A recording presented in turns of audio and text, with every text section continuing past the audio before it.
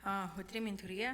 За тэгээд энэ засгийн газрын бүтэц бүрэлдэхүүний ялангуяа энэ хэмнэлтийн горим таналт одоо хүний нөөцийн салбар бүхнээс нэг 20% орчим тэгээд давхарсан чиг үүргийг арилгах энэ хэмнэлтийг бол бас тодорхой хэмжээгээр ойлгож дэмжиж болно. Гэхдээ нөгөө талаараа энэ ер нь төрийн ажилд ер нь хариуцлагын зарчим гэж байна уу? Одоо ингээд салбар яамдууд яам маань шин сайдтай боллоо.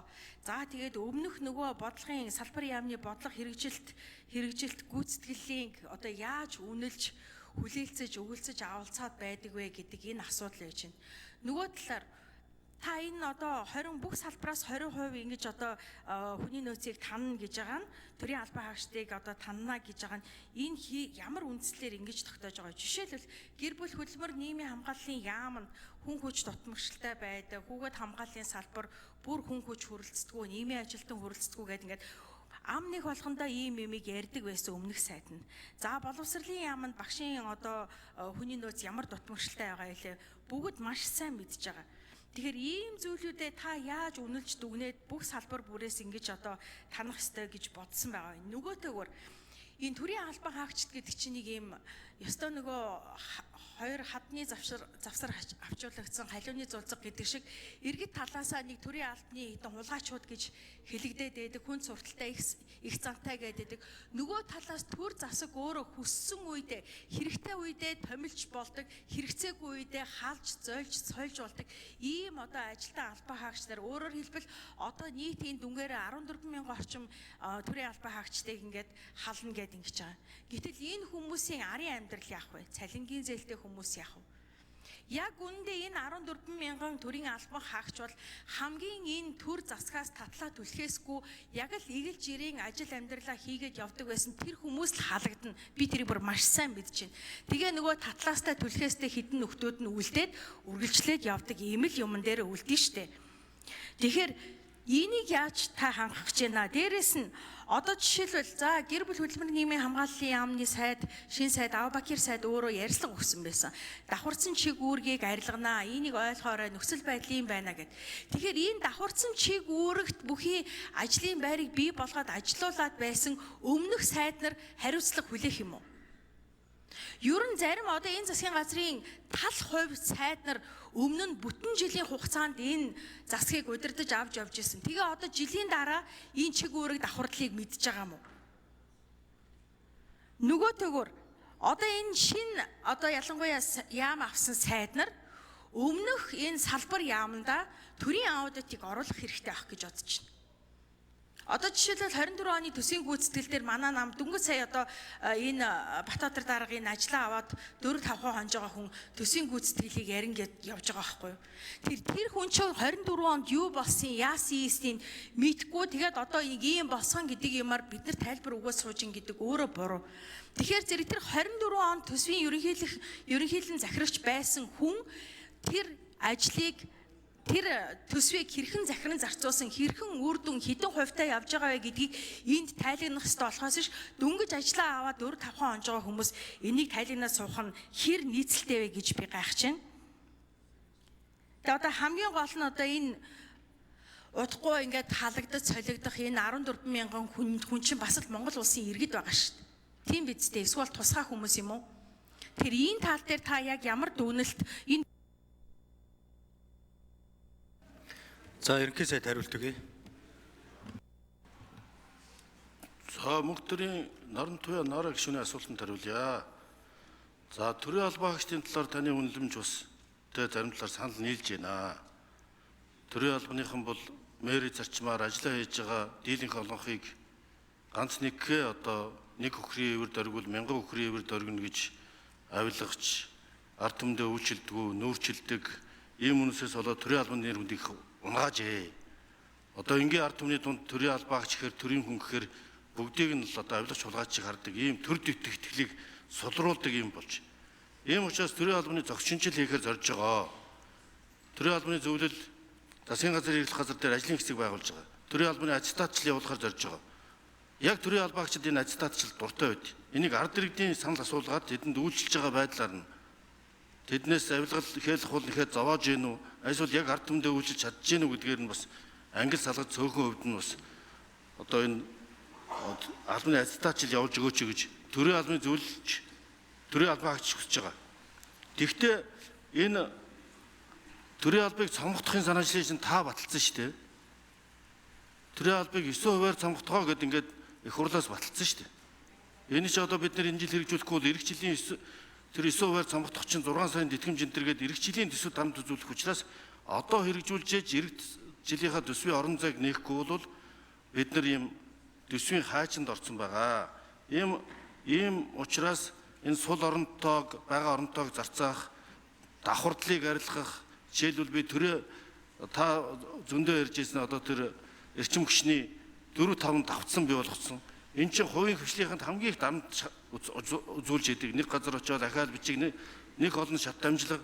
Энэ шат дамжлагыг цөөрүүлж энэ татвар төлөгчдийн мөнгийг бид бас зөв зарцуулах хэрэгтэй. Давхцалгүй, давхардалгүй ард иргэдтэй чирэгдэл багтаа төрийн албаны дунд доод шатанд хүн суртал чирэгдэл ихтэй байна гэж яриад байгаа. Тийм учраас 14,400 төрийн албаагчийг хална гэж буруу ойлгоод байгаа. Ийм учраас энэ олон шат дамжлага үүсгээд байдаг дарга нарын тоог цомгох үүргийг яамдад өгсөн байгаа. Би ганцхан яамны дурдаад байгаа жишээлбэл эдийн засгийн хөгжлийн яам 28 газар хэлцээний даргатай. Энэ нэг 10 гаруй газар хэлцээтэй ажиллаад байх бүрэн болцоотой гэж үзээд бүх газарт бүх яамдад би анхны хурлаараа яамдын оронтой бүтцийг оновчтой давхардалгүй чирэгдлгүй болох юм чиглэлч стандарт баталсан байгаа. Стандартжуулж байгаа. 6,000 орчим оронтой батлагдсан ч ажилтгүй аваагүй байгааг эхний ээлжинд цомгохдохыг гэж байгаа. Гэх мэтлэн төрийн албан хаагчдаас дарга нараас нь дарамт шахалт үзүүлээд байдаг. Төрийн албаны шаардлага хангахгүй одоо нөгөө цүнх барьц центр гэж шүүмжлээд байдаг дарга нараас ч одоо бас эхэлж байгаа. 260 орчим дарга нарыг эхний ээлжинд асуудлыг шийдэж байгаа ярьж байгаа. За наран туяа нараа гишүүн тодруулжсоё. За тэгэхээр энэ хуулийг бол батлалцсан. Гэхдээ хамгийн гол нь та салбар яамдуудаа энэ нөгөө за гарцаагүй чиг үүрэг давхцсан одоо ажлуудыг бол цомготож болж байна. Тэгвэл өшөө хүний нөөц нэмэгдэлтэй байгаа энэ зүйлүүдэд бас яаж үнэлж дүгнэж байна гэдэг асуултыг тавиад байгаа шүү дээ. Тэгэхээр зэрэг зарим одоо салбар яамд чинь бүр хүний нөөц асар дутмагшилтай хүн хүчинд хөрөлцөхгүй байгаа учраас энэ нөгөө төсөвтөө суулгасан энэ нөгөө хөгжлийн хөтөлбөртөө суулгасан ажил үүргээ хийж чадахгүйгаас болоод бид нарыг энд ингээд өдөр болгон энд болсон болоогүй хурал хийгээд ажил яваад байгаа ч юм шиг явахгүй ч байгаа юм шиг байхад жишээлбэл Монгол хүүхдүүдийн эрх яаж хамгаалагдж байна гэдэг асуудлууд бас хөндөгдөж байгаа. Тэгэхээр зэрэг миний гол хэлэх гээд байгаа санаа бол таныг энэ бусад энэ салбар мэргэжлийн яамдуудаа үнэхээр гарцаагүй байгаа хэрэгтэй шаардлагатай ажлыг за тэгээ дээрэс нь та аттестатчил ярьж байна. Энэ нэг талаараа зөв. Гэхдээ нөгөө талаараа төрөөс ямар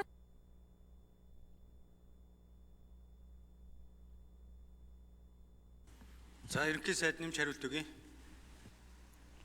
За мөнх төрийн наран туяа нараа гишүүн бас зөв санал хэлж байгаа. Энэ дээр бас санаачлага хамтраад ажиллаараа. Гэхдээ нэг зүйлийг би тодруулаад хэлэхэд энэ давхардал чирэгдэл чи өөрөө хүн суртал учруулж байгаа маа. 36 сарын татгамжийг олох ёстой. Гэхдээ хувийн хвшилт одоо хүний нөөц жинхэнэ дутагдж байгаа газар хувийн хвшил байна. Хамгийн том ажил олгогч бол засгийн газар болсон. Хувийн хвшил биш. Тэгэхээр энэ хувийн хвшлийн ажил нөхцөл болцоогоо ч нэг талаас хангах ёстой. Тэн дээр орон зай гаргаж өгөх ёстой. Төрийн албаач татвар төлөгчдийн мөнгийг цамхан чадварлаг үр ашигтай болгох ёстой. Ингэжээж нийт тэнцвэрээ олж иж одоо олон жил ажиллаж байгаа туршлагатай мэдлэг чадвартай шударга төрийн албаагчдаа дэмждэг тогтолцоо бий болно. Харин төрийн албаны нэр хүндийг унгаад байдаг, авилах хэлэх бол нэхэ чирэгдүүлээд байдаг. Төрийнхөө нэр хүндийг өсгөх хэрэгтэй байна гэдэг зорилгоор л төрийн албаны аттестатчил бодлого хэрэгжих юм а гэдгийг онцолж байна. Бүх чиг үүргийг төрөөс их тохиромжгүй. Төрийн зарим чиг үүргийг хувийн хвшилж шилжүүлэх хуультай захимж. За наран туяа нараа гишүүн дахин тодруулжсоё. За гол нь ерөнхий сайдаа нэг энэ би түрүү хариуцлагын зарчим ярьсан дээрээ сая цаг амжсангүй. Одоо ингээд өмнө нь энэ чиг үүргийн давхардлыг бий болгоод ажилуулад байсан энэ сайд нартаа ямар хариуцлага тогтох юм бэ? Хэрэгтэй болохоор нээчдэг. Хэн нэгэн зориулаад агентлаг газар хилтэс нээгээд ингээд оронтой хүний нөөцийг яагаад төсвийн мөнгөч цалингаар урсаад идэг. Энэ байдлыг бий болгосон хүмүүстэй тэгвэл өмнөх хүмүүстэй хариуцлага тооцохгүйгээр дараад яах вэ? Жишээлбэл энэ төр засагч гэсэн өөрийн гэсэн цаг хугацаатай. Тэгэхээр энэний дараа дахиад энэ буруу байсан байна гэд нөх энэ эрсдлээс сэргийлэхийн тулд бид нар хариуцлагын механизмыг ярих ёстой байна гэж бодож байна. Та энэ тал дээр юу гэж бодож байна? За ерөнхий сайд нэмж хариулт өгье. Мөнх төрийн наран туяа нараа гишүүнээ би бас дахин хариулаад байна л да. Энэ сайд нар чи өөрсдөө ингээ оронтой бүтц бий болгоцсон юм биш ээ. Энэ хуулийг та баталцаа, та бүхэн баталцаа. Тэгэхээр тэр бүхэнд хариуцлага тооцох чинь одоо энэ хуулиар л өөрчлөлт оруулж засаж байгаа болохоос биш. Тэр үндэсний хороод одоо татан болгож байгаа 11 хороо 9 сангийн асуудал маань дандаа хуультай, тогтоомжтой зохион байгуулалтаа учраас өнөөдөр оруулж ирээд хуулинд өөрчлөлт оруулж байна. Энэ бол хамтын гаргасан улсын их хурл засгийн газрын шийдвэрийг хэрэгжүүлэн явж исэн тэр сайд нарыг буруутгах нь би бол харин тэр хуулийн хэрэгжилтэнд алдаа гаргасан бол, завхрал гаргасан бол, дутагдал гаргасан бол, зөрчил гаргасан бол хариуцлага тооцох үүргийг өгч ерөнхий сайдын албан даалгавар сахилга хариуцлагыг сайжруулах талаарх албан даалгавар анхны хурлаараа бүх сайд нарт өгсөн байгаа. Урд хажлаа үнэлт дүгнэх, сангийн зөрчлүүдийг ил тод болгох, нээлттэй ил тод болгох, аудит хяналт шалгалт хийх бүх үүрэг бүх сайдад анхагдсан байгаа гэдгийг бодож байна.